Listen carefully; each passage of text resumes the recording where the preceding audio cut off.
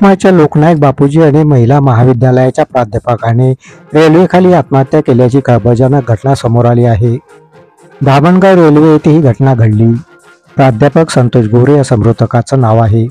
ही घटना 24 मार्च सोमवारच्या पहाटे 2:30 वाजताची सुमारास घडली. मृतक प्राध्यापक संतोष गोरे हे यवतमाळच्या लोकनायक बापूजी आणि महिला महाविद्यालयात इंग्रजी विषयाचे प्राध्यापक होते. संतोष गोरे यांनी सोमवार 24 मार्चला पहाटेच्या सुमारास धामणगाव रेल्वे येथे मालगाडीखाली येऊन स्वतःला संपवलं.